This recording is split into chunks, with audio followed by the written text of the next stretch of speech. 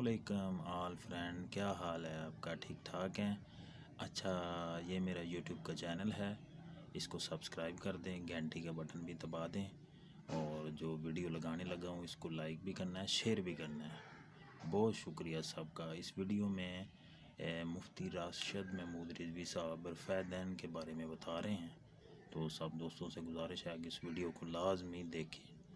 اچھا جی، اللہ حافظ۔ مفتی صاحب اسی سوال سے تھوڑا سا اضافی وہ یہ کہ جیسا آپ نے یہ بتایا کہ جی رفع الیدین جو ہے وہ ترک ہو گیا تھا، تو اس میں جیسا کہ آپ نے بتایا کہ آپ صلی اللہ علیہ وسلم نے سونے کی انگوٹھی پہنی اور اس کو بعد میں بڑا صریح الفاظ میں منع فرما دیا کہ میری امت کے لیے سونا اور ریشم جو ہے وہ حرام ہے۔ تو کیا یہ پاسبل نہیں ہے کہ آپ صلی اللہ علیہ وسلم کبھی کبھی رفع الیدین کرتے ہوں، اس کو چھوڑا نہ ہو مکمل طور پہ، لیکن کبھی کبھی کسی وجہ سے رفع الیدین کرتے ہوں؟ کیونکہ ہمیں کوئی ایسی حدیث ڈائریکٹ آپ صلی اللہ علیہ وسلم سے نہیں ملتی کہ جس میں آپ نے کہا ہو کہ تم بالکل چھوڑ دو۔ اور وہ جو آپ نے گھوڑوں کی دموں والی حدیث بتائی ہے، اب اس میں یہ بتا دیں کہ کیا آپ صلی اللہ علیہ وسلم اپنے ہی عمل کو یہ کہیں گے کہ تم یہ گھوڑوں کی دموں کی طرح، مطلب یہ چیز تھوڑی سمجھ میں نہیں آتی کہ اپنے عمل کو یہ کہنا کہ گھوڑوں کے دموں کی طرح تم یہ کیا عمل کر رہے ہو؟ اگر تو یا تو آپ صلی اللہ علیہ وسلم یہ کہتے کہ یار یہ میں نے پہلے کیا تھا، تم اس طرح نہ کیا کرو، نماز میں اپنی سکونت اختیار کرو، لیکن یہ تھوڑا سا بتا دیں کہ اپنے عمل کو گھوڑوں کی دموں کی طرح کہنا کوئی میری سمجھ میں تو خیر یہ نہیں ہے، اس کی تھوڑی وضاحت۔ پہلی بات تو یہ ہے، آپ کی سمجھ میں آئے یا نہ آئے، ہم نے تو مسئلہ بیان کرنا ہے۔ پہلی بات تو یہ ہے کہ کسی بھی چیز کے ترک کا ثبوت اس کی مختلف اس کی جہتیں ہیں۔ کبھی تو کسی چیز کا روکنا اور منع کرنا صراحت کے ساتھ اس کا ثابت ہوتا ہے، اور بعض چیزوں کا ترک جو ہے وہ رسول اللہ صلی اللہ علیہ وآلہ وسلم کے عمل سے ثابت ہوتا ہے کہ حضور علیہ الصلوۃ والسلام نے اس عمل کو ترک کر دیا۔ اب ہوتا ہے یہ کہتے ہیں یہ صاف صریح لفظوں میں یہ دکھائیں کہ اللہ کے نبی علیہ الصلوۃ والسلام نے منع کر دیا ہو، روک دیا ہو، تو ہم پھر ان کو یہ جواب دیتے ہیں کہ آپ صراحت سے یہ دکھائیں کہ اللہ کے نبی علیہ الصلوۃ والسلام نے اس عمل کے کرنے کا حکم دیا ہو۔ تو جو کہنا نا، ایک طرف ہے حضور نے حکم دیا کہ یہ کرو، اور دوسری طرف آپ مطالبہ تب کریں کہ جب آپ کے پاس حکم ہو، کہ یہ حکم موجود ہے کہ آپ علیہ الصلوۃ والسلام نے کہا کہ کرو، اور ہم سے مطالبہ کریں کہ آپ دلیل وہ دیں کہ اس میں نبی علیہ السلام نے کہا ہو کہ یہ نہ کرو۔ حکم کی حدیث بھی کوئی صحیح موجود ہے نہیں ہے۔ وہ جتنی روایات ہیں وہ صحابہ کرام نے نبی علیہ الصلوۃ والسلام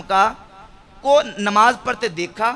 یا صحابہ کرام رضی اللہ تعالیٰ عنہ نے روایت کیا کہ آپ صلی اللہ علیہ وآلہ وسلم نے کیا، حضور علیہ الصلوۃ والسلام سے یہ عمل ثابت ہے، آپ نے نماز اس طریقے سے پڑھی۔ تو اسی طریقے سے نبی کریم علیہ الصلوۃ والسلام کے صحابہ نے اس بات کو بھی روایت کیا کہ آپ علیہ الصلوۃ والسلام نے نماز شروع کے علاوہ باقی مقام پہ رفع الیدین نہیں کیا۔ ادھر بھی فعل ہے اور ادھر بھی فعل ہے، دونوں طرف فعل ہے، نہ قول ادھر ہے، جبکہ ہمارے پاس جو یہ روایت میں نے آپ کے سامنے صحیح مسلم کی رکھی ہے، یہ باقاعدہ قول موجود ہے کہ نبی پاک صلی اللہ علیہ وآلہ وسلم نے صحابہ کرام کو منع کر دیا۔ اب جہاں تک یہ اعتراض کی بات ہے کہ آپ علیہ الصلوۃ والسلام نے اپنے ہی عمل کو، بھئی یہ بات اس وقت ہوتی جب وہ آپ علیہ الصلوۃ والسلام کا اس وقت عمل ہوتا، جب آپ علیہ الصلوۃ والسلام نے اس وقت اس عمل کو ترک کر دیا، حضور نے اس عمل کو چھوڑ دیا، تو حضور کے چھوڑنے کے بعد وہ حضور کا عمل ہے، بولے نا، جب وہ حضور کا عمل ہی نہیں ہے،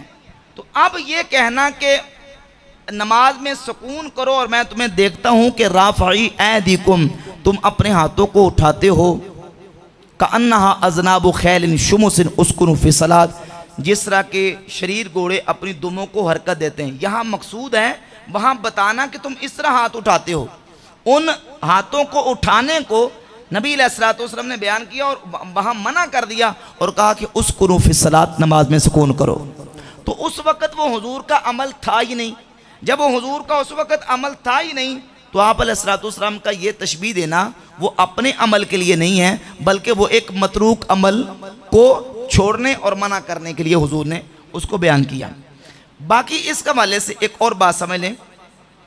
اس پر وہ بات یہ کرتے ہیں، دیکھیں جی کہ یہ اصل میں صحابہ کرام نماز کے اندر سلام کے وقت ہاتھوں سے اشارے کرتے تھے، ہاتھوں سے اشارے کرتے تھے، اور نبی علیہ السلام نے ان اشاروں کے کرنے سے صحابہ کو منع کیا ہے۔ اور چونکہ ان اشاروں سے منع کیا گیا ہے تو اب وہ جو جملہ ہے کہ کأنہا اذناب خیل شمس اسکنوا فی الصلاۃ، یہ اشاروں کے لیے ہے، یہ نماز میں رفع یدین کے لیے نہیں ہے۔ اس کا جواب یہ سن لیں، سنن نسائی میں صحیح حدیث موجود ہے کہ سیدنا عبداللہ بن عمر رضی اللہ تعالیٰ عنہ حدیث بیان کرتے ہیں کہ نبی پاک صلی اللہ تعالیٰ علیہ وآلہ وسلم ایک دفعہ مسجد میں تشریف لائے،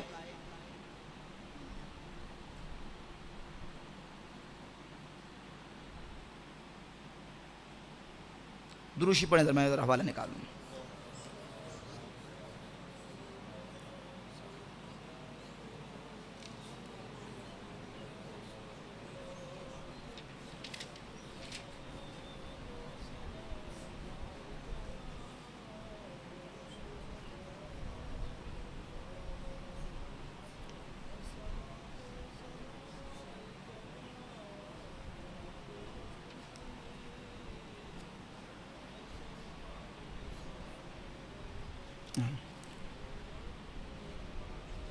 تو فرماتے ہیں کہ حضور علیہ الصلوۃ والسلام نماز پڑھنے کے لیے ہے، تو کسی شخص نے آپ صلی اللہ علیہ وآلہ وسلم کو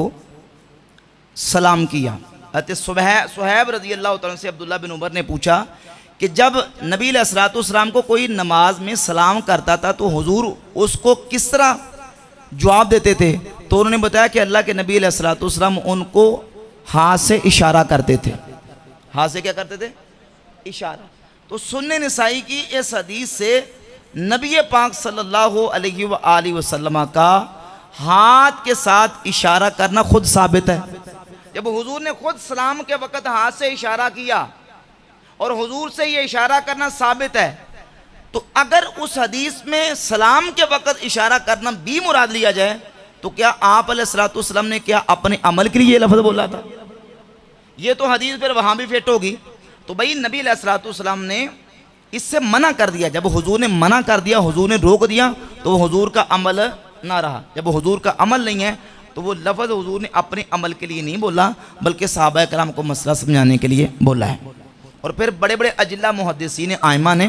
اس حدیث سے استدلال یہ کیا ہے کہ یہ حدیث ترک رفع یدین کے حوالے سے دلیل ہے، جس میں نبی پاک صلی اللہ علیہ وآلہ وسلم نے